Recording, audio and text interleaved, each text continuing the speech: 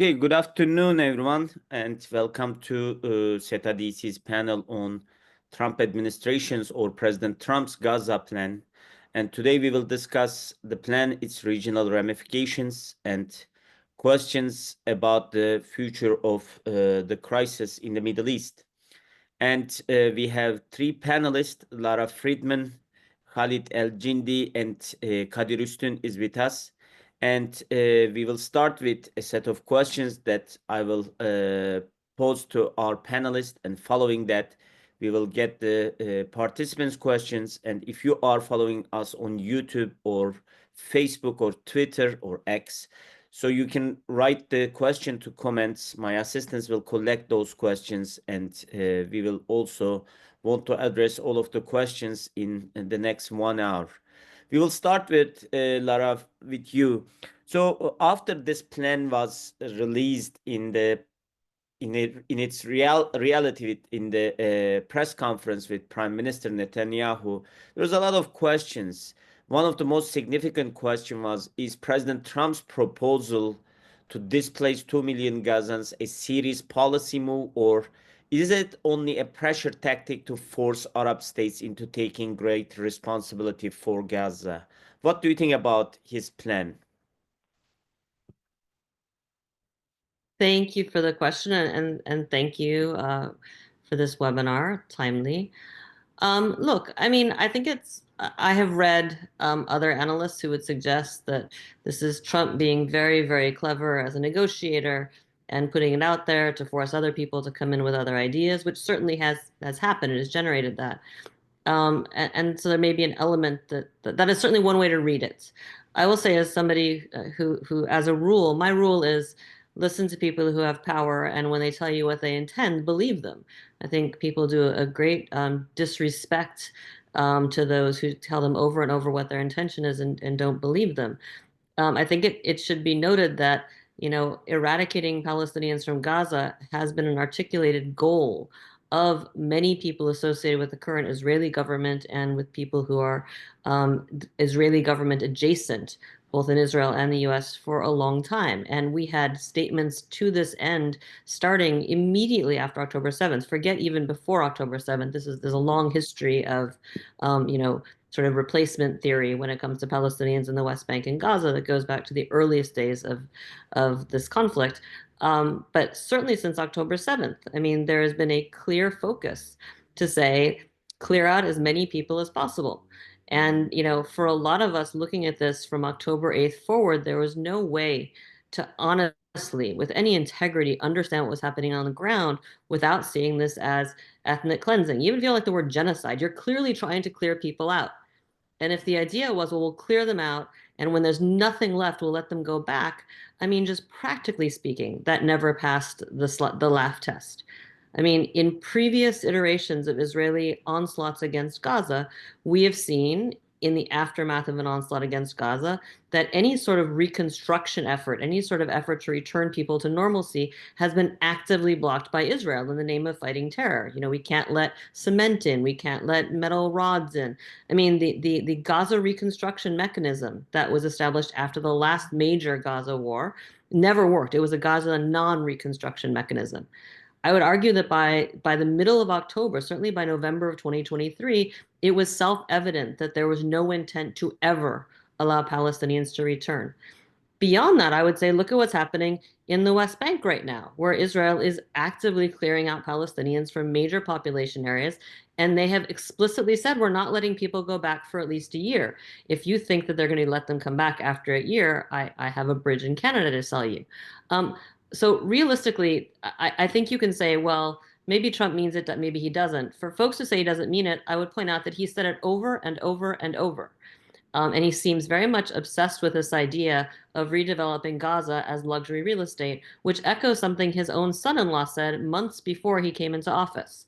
Not taking him seriously and acting as if it is naive or conspiratorial or anti-Semitic to take him seriously when he says it over and over and over. And when the forces in Israel are not saying this is crazy or this is something that's going to be bad for Israel and its reputation or bad, they're basically saying, yes, if Trump says, I mean, it's hilarious, right? there's something so intellectually blinkered or actively dishonest about this. When the Israeli body politic is seizing on Trump's language to say, aha, finally we get to do this. Khalid, what do you think about the plan? Yeah, I mean, I agree completely with Laura. It would be stupid to not take it seriously. I think we're seeing a kind of convergence of two forces, of two factors really that implanted this idea in Donald Trump's head. One is the Israeli far right. They have been very vocal about their desire to depopulate all of Palestine, but starting with Gaza as the most likely candidate in the immediate. And as Laura said, I mean, the idea has been floated before October 7th, but almost immediately after October 7th, it was floated again.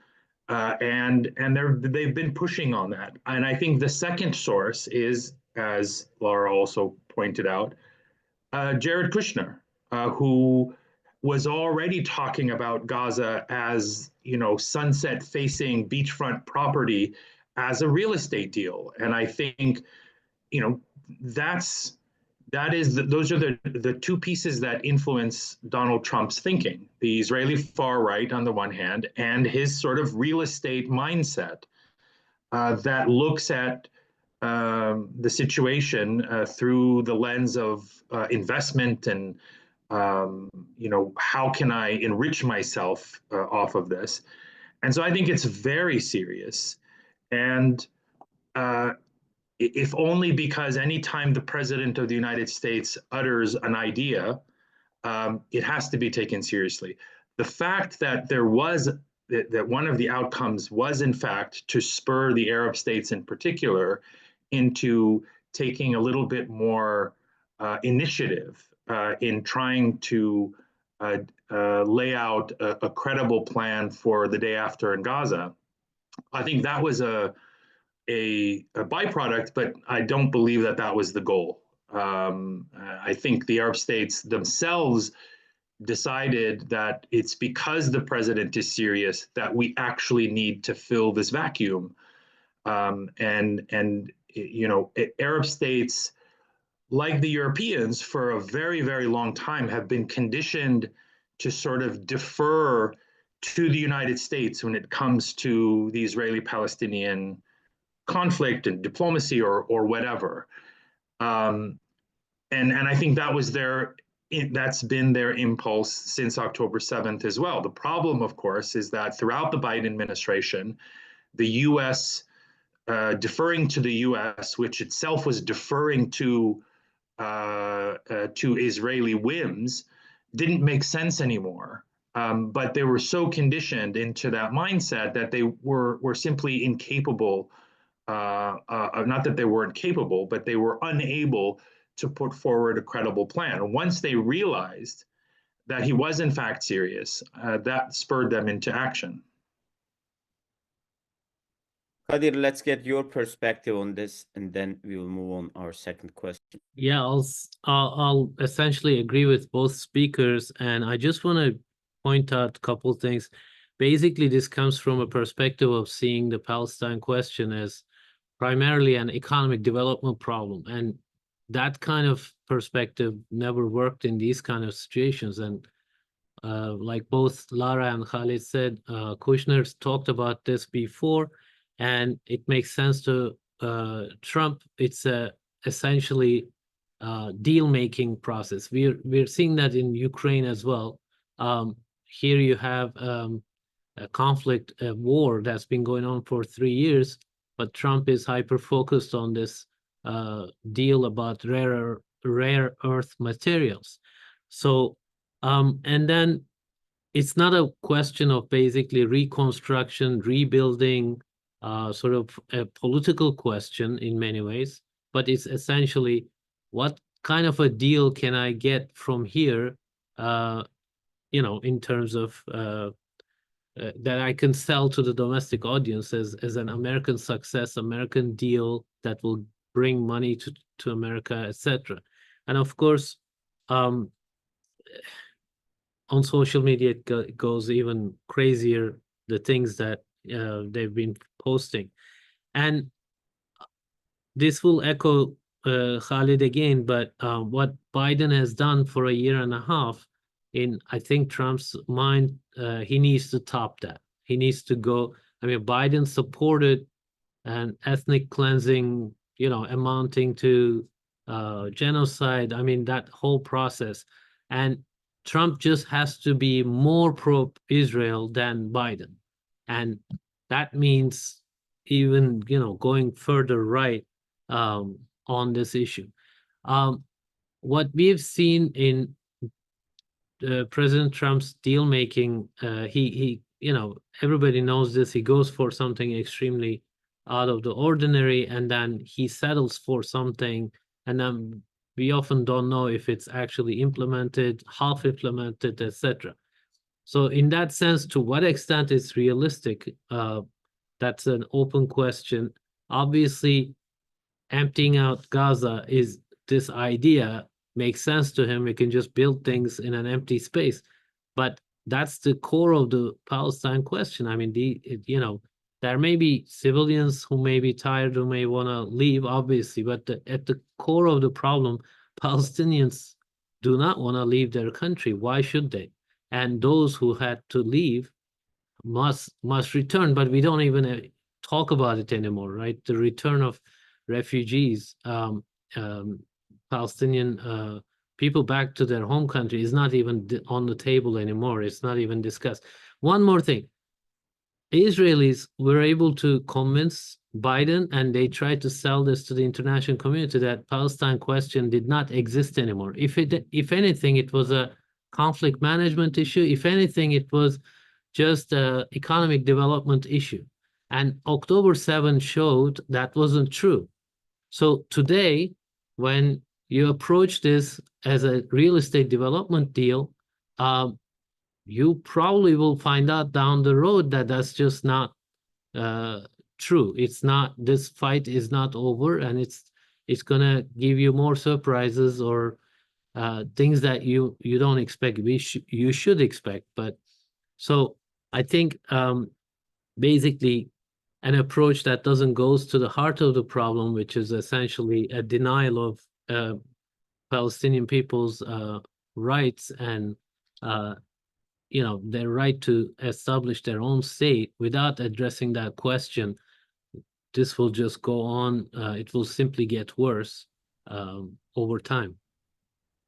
Thank you, Kadir. And Lara, what leverage do you think Arab states have against the US and the Trump administration's proposal? Any countermeasures, counter plans? Do you think would that deter the plan of President Trump? Or can they come up with their own plan that is feasible and adaptable and acceptable by the Trump administration? It's a great question. I don't know what kind of leverage they have. I mean, this is an administration that acts as an imperial administration, and basically says we can do this the easy way or the hard way. The easy way is you agree and we do it together. The hard way is we make you do it and you suffer, and maybe you no longer are in power. I don't know.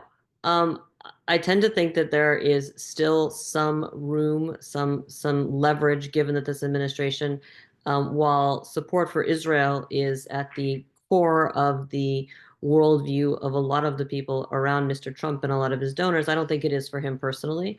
I think he is deeply transactional personally, and I think susceptible to all sorts of types of engagement from foreign leaders. And if he sees himself actually able to be the guy who brings on an era of a different Middle East, I think that possibly is appealing to him, particularly if it's a Middle East that does make him richer and maybe gets him a Nobel Peace Prize. I think there's all sorts of things, but it's going to be about the personal whims almost of this president, what they're able to do, and it's also going to depend really on the in the most idiosyncratic way on the whims of various Middle East leaders and where they see their interests, and do they see there being value in investing in this. We saw one, senior person from a country I shall not name speaking in Washington who basically said, we're all in. A Gulf leader or a Gulf official, we're all in. You have to move the Palestinians out. That was early on, and lots of people celebrated that in the pro Greater Israel community. So, I mean, is it possible to have any kind of coherence? I think there are efforts I know to build an Arab plan, so to speak. How far that goes, if you look at what the Arab plans have been in the past, the Arab Peace Initiative back in the day was really, quite something. And if people had bought onto it, we'd be in a completely different place. But since then, if you think about what different countries have been willing to give in exchange for normalization, the Palestinians have never been a factor in normalization at all, except for the Saudis. And the question really is, how far are the Saudis willing to go in not really doing anything for the Palestinians? Because, there isn't like a middle road here, right? We have reached this point where the narrative is, if you care about Palestinians' lives and health, you have to let them leave. It is the benevolent thing to do. The irony of it being seen as benevolent, when you destroy people's lives, it's like an arsonist comes in, burns down your house because they want to take your land, and then rallies the community, say, you have to help me move these people to another city. It's the only kind thing to do. That's what Israel's just done to Gaza, all of it, and what's doing to the West Bank. I think it's difficult to see, for me, how the Arab world, without a tremendous infusion of backbone, comes up with a plan that stands up to that in any meaningful way that helps the Palestinians in the long term. But if they do, the only reason it's going to be successful is because President Trump personally sees it as benefit to him and his legacy. Thank you, Lara. And Khalid, how do you think that different factions within Israeli politics view this plan? You mentioned the far right, big supporter of this plan, but is there a broad support for mass displacement of Palestinians from these territories? I think there is, and I think it's not limited to the far right in Israel. Obviously, they are the most ideologically consistent on this question, the Kahanists, but also the, even elements in the Likud are openly embracing the idea. I think the idea resonates with a large swath of the Israeli public, irrespective of political or ideological beliefs.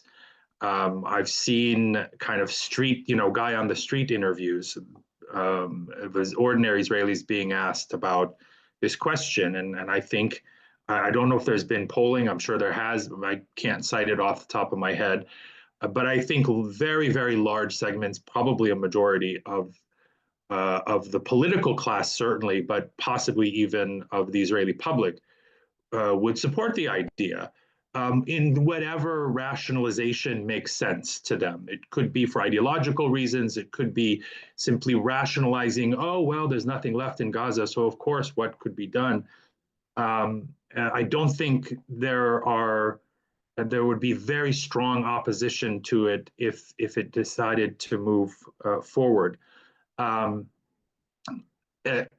Except in the fringes. But if I could just say a word on the Arab states, the question of Arab leverage, because I do think Arab states have quite a bit of leverage, at least in theory, that they could use. Egypt and Saudi Arabia in particular, it's hard to imagine any initiative in Gaza that would happen over the heads of the Egyptians. I think the Egyptians would have to be on board with anything. I could imagine a situation where there's a massive forced expulsion over the border, and Egypt might have no choice but to acquiesce. But I don't see them going along with the plan as it's been stated. And I think the Egyptians have quite a lot of say in what happens in Gaza, and they, along with the Qataris, are on the ground inside the Gaza Strip as monitors of the ceasefire. And I think the Saudis also play a very crucial role. If, look, as Lara said, Donald Trump is not particularly ideological. He's not wedded to Greater Israel for any believe in anything greater than himself. And so if it's useful for him, he'll embrace it. And if it's not, he'll just sort of let it go. But I do think he has an interest in sort of crowning himself the ultimate deal maker. And if he has any hope at all of bringing the Saudis into a normalization deal with Israel, well, then absolutely the Saudis cannot move forward while this plan is in place. There's absolutely no way that could happen. And so the Saudis clearly have leverage over Donald Trump, and there's all kinds of things that they could push for in a very transactional way that I think Donald Trump might find compelling, regardless of whatever position he might have officially staked out. Thank you very much. Kadir, can you tell us Turkey's position in this? Well, obviously, Turkey would be opposed to a plan like this because it's not even a plan, but an aspiration, realistically, unless your Israeli army couldn't push everybody out of there. They did an enormous amount of damage and made it unlivable. But American soldiers aren't going to go in there, etc. So. But I think there's a deliberate attempt here to shift the subject, right? To change the subject. What we saw in the Turkish policy from day one, if you can call it day one, October 7, which is not day one in the long history of the conflict, obviously. But if you're just discussing that context, they immediately started talking about the two-state solution. Is it realistic? Is it achievable? Whatever. But they saw it as just a renewed conflict, basically, and new re-emergence of another round of conflict. And they've actually tried to, in the meeting in Tehran, OIC and Arab League meeting, they came up with a lot of proposals trying to sort of create a pressure campaign against Israel, from anything from expelling diplomats to economic embargo, stuff like that. But as we all know, multiple countries have their own reasons, from Egypt, Jordan, Saudis. They might not want to be part of a campaign like that. So without kind of a unity among the Arab nations or the broader Islamic nations, if you want to call it that, it's hard to create pressure on Israel in any meaningful way, because I think, like Khalid says, Saudis have leverage, but they're not willing to take the lead. They don't want to come up with a solution and lead the way on that. And I think everybody's trying to wait for Washington to take the lead. And under Biden, we didn't, there was no new peace initiative, etc. Anyway, but so Turkey's perspective is more that you need to have a unified approach and act upon that. But when that didn't happen, Turkey implemented its own sanctions and cut relations completely, although it had just been basically normalized in September, prior to October 7, just a month before. President Erdogan met Netanyahu at the UN General Assembly in New York after the flotilla incident, after more than 10 years, I think, in person, and shook hands, etc. But it wasn't great meeting. It was just the first attempt of normalization, in some ways, full normalization. Anyway, but October 7 happened, and Turkey tried to create unity among these nations, and it has succeeded to some extent. There was a contact group foreign minister traveled around the world and lobbied. And I think security establishment in Turkey also did a lot of things behind the scenes, trying to, arrive at a ceasefire, etc. But we are where we are. Hamas leaders have visited Turkey multiple times. Turkey didn't shy away from that, although Israel was threatening at some point to, assassinate them throughout the region. Turkey said, don't even dare. So Turkey's position on Hamas has been consistent and clear. They see them as a political party, and you need to negotiate with them, etc. We don't have a lot of statements about October 7, obviously, but afterwards, they've emphasized the two-state solution as the only final ultimate solution, and we need to get together with Arab countries to somehow achieve that. I think that's been the core approach in the Turkish position. I started to get some viewer questions, and Lara, the first one is to you. What does this plan, the Trump plan, signal about Washington's long-term intentions in the region? That's a great question. I think that this is one of the odd things about being political analysts in the Trump era. I think things coming out of the president's mouth tend to be what start people trying to figure out what the long-term intentions are, right? So you have a pronouncement of a policy, and then you try to build an actual policy around that, right? I don't think anybody sat down and said our long-term intentions are to create X, and part of that will be to adopt this policy vis-a-vis Gaza. I think it's the other way around. That said, I mean, if you look at going back to something that I talked about before, and that Khaled said, if you look at this administration, how it behaved the first time, I mean, it was very coherent when it came to parts of the Middle East and very coherent with Israel in its first term. People talk about the first term as being chaotic. It wasn't particularly chaotic when it came to Israel. And it's not chaotic this time as well. That said, I mean, Mr. Trump clearly has broader goals with respect to the region. And most of these goals are about ensuring it's not that different from what he's doing right now, how he's framing his remaking of U.S. government, his remaking of U.S. relations with Europe. It's about making sure that the U.S. is dominant, that the U.S. is the ultimate benefit in every relationship. Relationships are black and white. One side is the winner, one side is the loser. The U.S. shall always be the loser in every relationship we have in the world.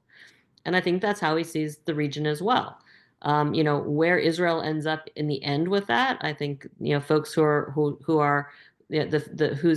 focus is on promoting Israel as they see the interests of Israel are confident that they can make this work. They can make this redound to their benefit. But more broadly, again, I don't think Mr. Trump has deep ideological commitments to anything at all except his own success as an imperial leader.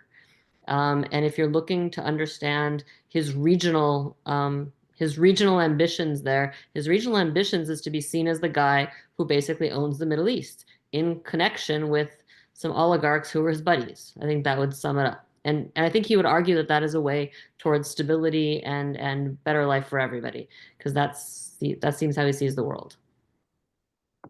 Ali, the question to you. How does the Palestinian Authority view this plan in the context of its broader struggle for statehood? Could this proposal weaken or strengthen PA's position domestically or internationally? Wow, it's a really important question, because the Palestinian Authority as it stands is there's no other way to put it, is a broken, ineffective, feckless, unrepresentative institution. I mean, it is part of it is part of the dysfunctional landscape that has enabled October 7th and everything that came after, and all of the dysfunction that came before it. Had the Palestinian Authority, had the leadership of Mahmoud Abbas in particular, been a responsible leadership, they would have insisted on a reunification of Gaza with the West Bank, and through whatever reconciliation mechanism agreed with Hamas well in advance, and there's something like a dozen different reconciliation agreements between the Palestinian factions. Had that been put in place, had reconciliation happened, and actual reforms of the PA and the PLO, the Palestine Liberation Organization, had those happened, then the space for something like October 7th wouldn't have been there. And so I think the catastrophic failure of the leadership of Mahmoud Abbas is in very large part responsible for where things are. And I think that has continued since October 7th. There has been a disastrous power vacuum among Palestinians. There is a leadership vacuum, and to this very day. So I think what is needed more than anything else is for a credible, cohesive, unitary Palestinian political leadership to emerge that can at least address the Palestinian side of things, because obviously Palestinians alone are a weak actor. They cannot move realities on the ground in the same way that virtually any other actor can. But the one thing that they can do is to sort of put their own internal house in order, and that means integrating Hamas into the body politic of whether it's the PA or the PLO or both, and having a genuinely unitary governance and political leadership structure. I think that is the first order of business that should have been handled many years ago, but is desperately needed now if there's any hope of Palestinians to confront these kinds of existential threats. And I think I don't see. I mean, obviously, the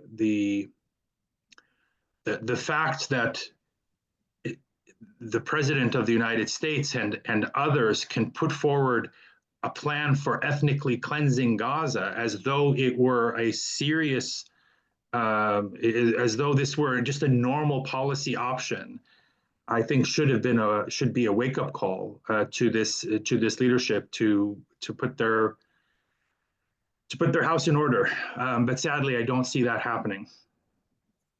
Khalid, there is almost a follow-up questions on this. Are Arab governments other than Egypt not changing the PA to make it an effective replacement of Mahmoud Abbas? I think Arab governments are not thrilled about the PA and the leadership of Mahmoud Abbas, but that's what they're stuck with. I think the only Palestinian political actors they like less than Mahmoud Abbas is Hamas. But this is the reality. This is the state of Palestinian politics. Hamas is still a force in Gaza, and so you have to deal with them as a matter of reality. The PA is increasingly politically irrelevant, but it's relevant insofar as Israel's occupation and kind of keeping Israel's occupation and the status quo in place in the West Bank. It will be very hard for Egypt or any Arab state to try and reform the Palestinian Authority from the outside. I don't think it's doable. I think it's something that Palestinians have to own from beginning to end, and wherever it lands is what the Arab states and the rest of the world will have to deal with. But that's just to underscore this same point, that a unitary, cohesive Palestinian leadership is desperately needed and can only come about through internal Palestinian action and consensus building in particular. And Lara, there is a follow-up question that would also now can move the discussion to West Bank as well.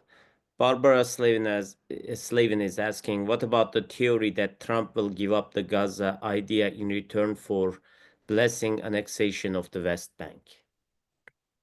Yeah, so I don't buy that largely because I don't see this administration thinking they need to bargain that way. Who are they bargaining with that? I mean, you give up Gaza and then you let Israel annex the West Bank, and then what happens to Gaza? There's still the question of what happens to Gaza. Israel has quite deliberately and systematically rendered Gaza unlivable. There's no question. The question is, what do you do now? You have all these people living in unlivable circumstances. Israel is violating systematically the agreement that is on the ceasefire right now by not allowing tents and temporary structures in to at least let people start to live a little better. The clear intent is to leverage what is now the de facto unlivability of Gaza to have a new reality in Gaza in which there aren't Palestinians. I just don't understand what the trade-off would be. I mean, Mr. Trump does not feel pressured by anyone on this. He doesn't care that a handful of Democrats in Congress are unhappy about this. I would bet, I'm sorry, I'm not in his head. I imagine he doesn't care. I mean, this is a president who basically is right now ruling by fiat. I mean, we don't even really need Congress anymore. We don't need a constitution. We don't need law because he is the law. I'm not sure who he'd be bargaining with. From his perspective, again, you can do this the easy way, which is, embrace what I suggest, and maybe you'll come out of this well too. Or you can do it the hard way, which is you're now an enemy and we'll do it anyway. If for some reason the idea is like, okay, he'll somehow, again, I just don't know who he's bargaining with. The people who are adamantly opposed to the the reframing of Gaza as a humanitarian issue and moving everybody out are not people whose opinions he cares about, except to the extent that we're talking about Arab states who do not want another Palestinian population shoved into their borders. And there is some leverage there. I should have mentioned that, of course, Egypt and Jordan in particular have leverage, because for Jordan, this is existential, and for Egypt, this is a fundamental security problem.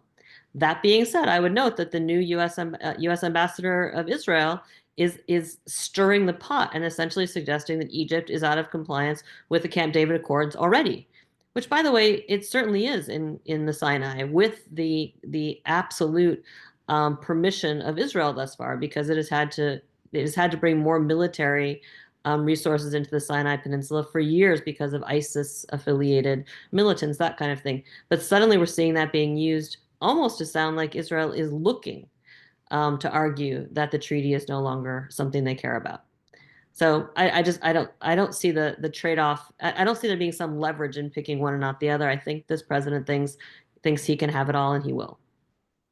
Khalid, there's a comment and question. It says, you blame the PA for much of what happened. However, both Russia and China tried to unify Hamas and the PA, but both China and Russia failed in their unity efforts. Yeah, it's true. And there have been many other mediators as well. I mean, the Egyptians have mediated internal reconciliation talks, the Qataris, the Algerians have played a role. I mean, there are lots of third parties, but at the end of the day, none of those third parties are to blame for the fact that Palestinians remain fragmented and divided. A large share of the responsibility certainly falls on Israel, which has openly pursued a policy of divide and conquer. But to the extent that Palestinians also have agency, they could have resisted. And I think it's not the first asymmetrical conflict in the history of the world.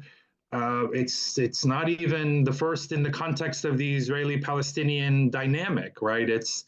Palestinians have always been asymmetrically far weaker than Israel, and yet once upon a time there was a unified PLO political leadership, despite that huge power asymmetry. So it is possible to achieve that.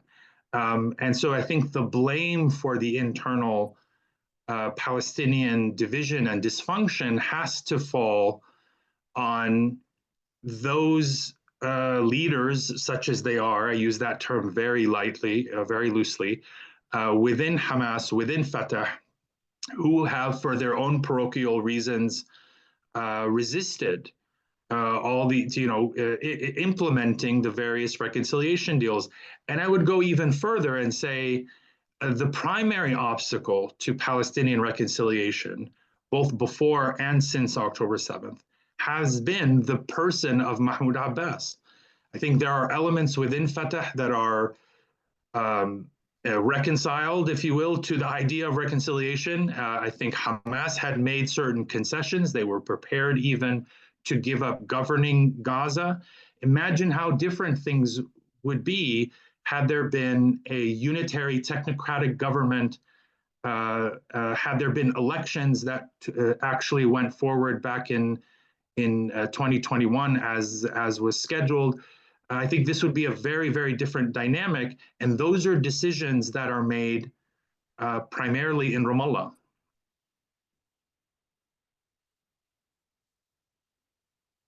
Thank you, Khalid. And there is also one more follow-up for this to you. On what basis can the PLO, which has committed itself to a two-state solution and has signed documents recognizing Israel, integrate an entity like Hamas that rejects that vision?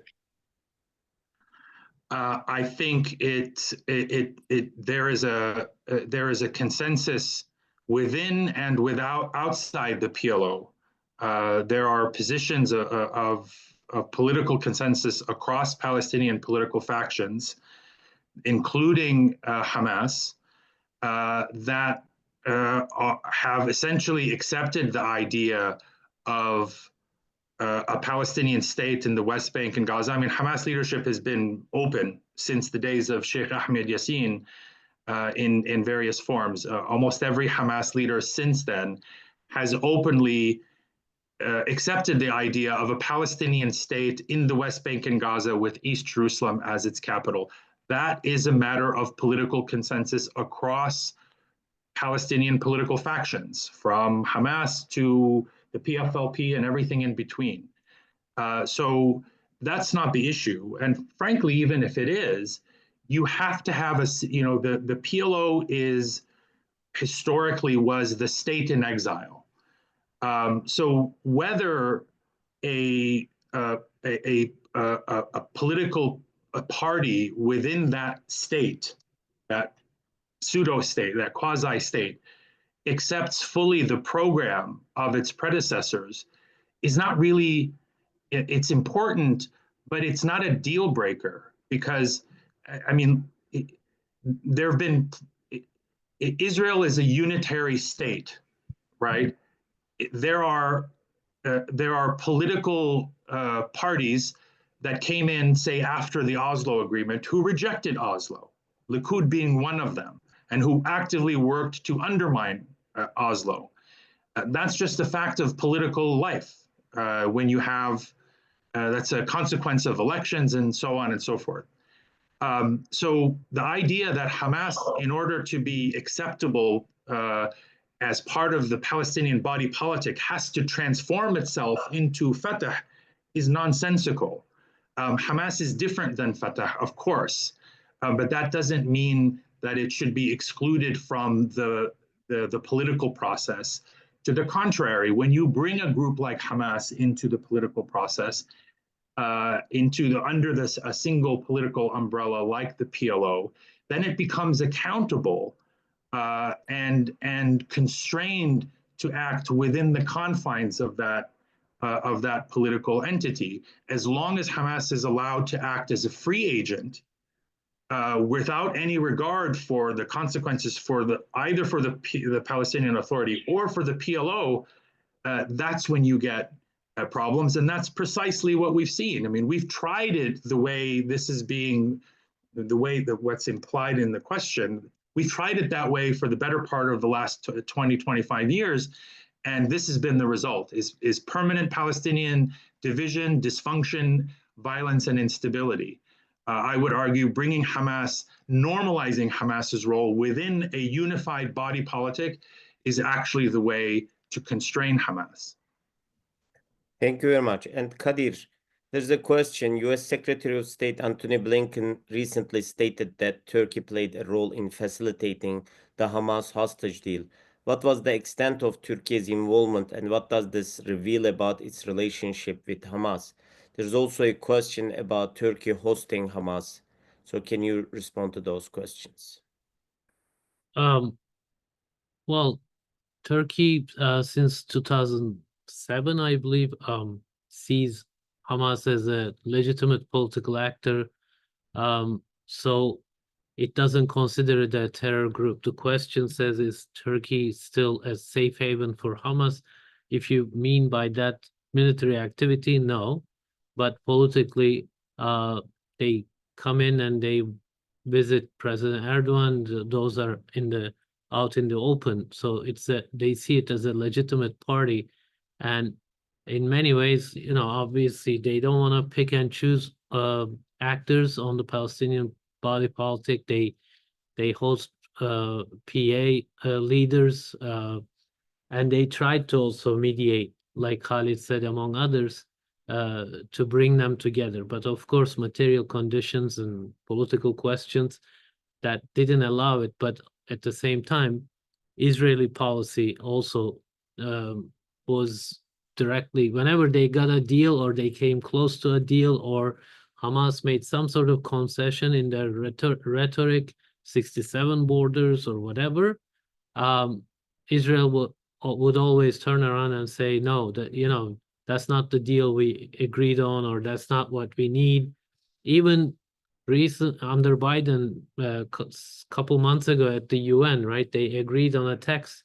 Then they tried to change it, and when they couldn't change it, they declared that wasn't a text they could agree on. Anyway, Israelis, especially Netanyahu government, does this endlessly, and they see this as a way of basically just keeping Palestinian aspirations at bay and basically continue their agenda. The hostage deal, of course, a lot of the negotiations are behind the scenes, but one dynamic prior to October 7, when Turkey would host Hamas and try to engage them, bring them into the process, often Israelis or American Congress, sometimes they would come after Turkey and say, you're hosting terrorists, etc. And Israelis knew full well that, they wouldn't mind an actor that could actually maybe reach out to Hamas. But so when October 7, I think in some ways showed that when there is less and less political space, things turn ugly. They go the military route. And I think the so-called Abraham Accords, the legacy of that at that time was that, if Israel can get a deal with Saudi, get normalization with Saudi, basically Palestinian question was going to be just forgotten. It was over. It was already a matter of conflict management anyway. And if we normalize with the regional countries, especially the Saudi, game over. So this was in many ways Hamas's response to it. And I mean, they said it, they got support from Iran. We don't know the extent, etc. But when you corner groups like this politically, when political space is so small, they don't, they can go the other routes. And I think Turkey has tried to influence them to do more politics and support them at that level. And like I said, they would use their influence, whatever influence they have, to achieve a ceasefire, facilitate hostage deals, try to bring them together, the Palestinian factions, but also confront Israel openly, not, no double speak. You don't hear double speak from Ankara that much. And with Lara, a couple years ago, we did under Trump, we did the Jerusalem event. Even there, Turkey was quite almost the lone voice against Trump's Jerusalem decision. And so you'll see Turkey keep doing that. I don't think they will drop their support for Hamas or PA or Palestine anytime soon, and they see actually even bigger trouble if it can be bigger than what happened in Gaza. But Jerusalem, right? This is not just a Palestine question. It's a question of the Islamic world, and that's gonna cause much bigger problems. And I think Israelis are fully committed to try to just take it all at the end of the if they remain patient enough. I just want to underline one more thing though. Until October 7, prior to October 7, every Israeli political dynamics were quite messy. I mean, Netanyahu was supposed to be even tried and maybe put in jail, etc. All this conflict, he was able to navigate. It worked for him. And whenever he felt squeezed, remember Biden was, okay, maybe it's time for Chuck Schumer. Yeah, he called for elections or something like that in Israel, and very soon afterwards we heard Iranian consulate in Damascus being attacked, and then there was this whole back and forth with Iran and Israel. U.S. Congress passed legislation, sent a lot of money and arms. So Netanyahu has that ability to change the dynamics like that and make it about Iran, right? Here we were in the middle of, I don't know, like how many tons of bombs were dropped, but still, once he sensed that things could be turning against him, he just changed the subject. But with that, I'm trying to say that may not be possible all the time. Things move sometimes very, very abruptly. We saw that in Syria in terms of dynamics all of a sudden changing and giving us a very, very different picture. We saw that on October 7. So I don't think Israeli internal politics is necessarily that strong. There's really deep divisions and deep disagreements about many issues. On the broad questions, probably they have agreement, but it may not always be about, we keep focusing on the Palestinians and they can't be unified, they have all these problems, etc. But on the Israeli side, there are significant problems as well. So I just wanted to point that out as well. Thank you very much. And last set of questions, Lara, there's a question: if the plan fails, what are the possible consequences for U.S.-Israel relations?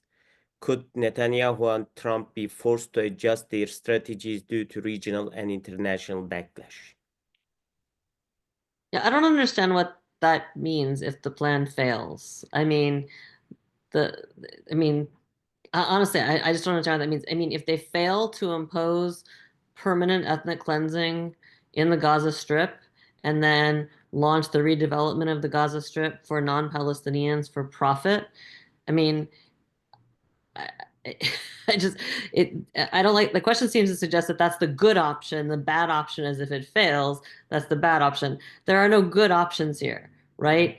If they do this, we're going to see a region which is unquestionably destabilized by the influx of refugees. We're going to see the very last shreds of international law and the system that says you cannot actually forcibly displace civilians disappear. You're going to pave the way for the world tolerating and accepting and being complicit in the ethnic cleansing, not just of Gaza, but ultimately the West Bank as well. And I would argue Israel will eventually get around to ethnic cleansing of Palestinians living inside its own borders, the citizens.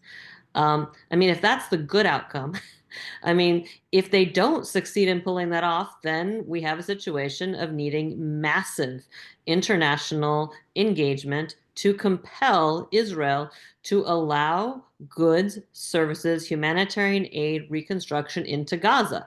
That includes compelling Israel to enable people who need to leave Gaza for actual humanitarian needs to leave Gaza with the guarantee they'll come back, right? All the things that would normally be expected in any other conflict in the world, except maybe Ukraine now as well. If normal rules apply, not succeeding in ethnic cleansing and completing genocide should mean going forth and allowing and enabling international law and human rights and basic rights of these people to assert themselves. That's before you even think about what Khaled was talking about before, which is rebuilding national agency and all of that. That's what should happen. If this fails, which I think anybody of good conscience better hope that it does, then what happens is not automatic. It's not like the fact of it failing means suddenly Israel allows humanitarian aid and temporary structures and rebuilding materials into Gaza. Nothing is automatic. If it fails and Israel doesn't enable that to happen, you are going to see Israel complete the genocide and complete the ethnic cleansing anyway. And you're going to see increased suffering, massively more deaths, and it's going to spread. Thank you very much. And the last question, Khalid, to you. How does Trump's proposal affect ongoing normalization efforts between Israel and Arab states, particularly Saudi Arabia? And there is another question related to that, and it is how strong is Saudi's commitment to a Palestinian state? Yeah, on the first question, I don't see any possibility of normalization between Saudi Arabia and Israel under present circumstances, even without full-blown implementation of this Trump, effectively ethnic cleansing plan. Just if the status quo remains indefinitely, I don't see any possibility. I mean, the Saudis have said as much pretty explicitly. They have used very strong language to describe what Israel is doing in Gaza. They've used terms like genocide, and for that reason, whether it's sincere or not, whether the royal family loves the Palestinian people or doesn't, is not really relevant. But they have, from a political and even ideological standpoint, they have boxed themselves in by staking out these very harsh positions with regard to Israel. And they can't normalize under these circumstances. It would take a massive shift in Israel's attitude toward Palestinians to not only to abandon things like ethnic cleansing and genocide, but to reverse that 180 degrees and move in the direction of something like acknowledging Palestinian right to self-determination. Again, that is something that is probably not going to happen anytime soon, just given the realities of Israeli politics. So I don't see any prospect of normalization, just based on what's happening. And the second part about this was the question about the royal family and their commitment to Palestinian state. Commitment to Palestinian state. Yeah, I don't think that actually matters that much, because what matters is what does Saudi public opinion, where does Saudi public opinion fall, and how does it act as a constraint on what the Saudis can and cannot do. I think if it were entirely up to the Crown Prince, without any regard for Saudi and broader Arab public opinion, that would be one thing. But it's not entirely up to him. And I think the Saudi public, just like the Arab public, I think people lose sight of this fact. Wherever Arab regimes may be, the Arab publics across the board, from the Atlantic to the Gulf, are very, very solidly, strongly in support of the Palestinians and their rights. The Palestinian issue is one of the few issues in the Arab world that there is actual consensus on, and that's not something that a country like Saudi Arabia can simply ignore. Thank you very much, and thanks for our participants and those are our viewers from social media accounts. And we will stop here and we will complete the panel. And thank you for everyone. and hope to see you again in another SETA DC panel. Thank you. Thank you. Thank you.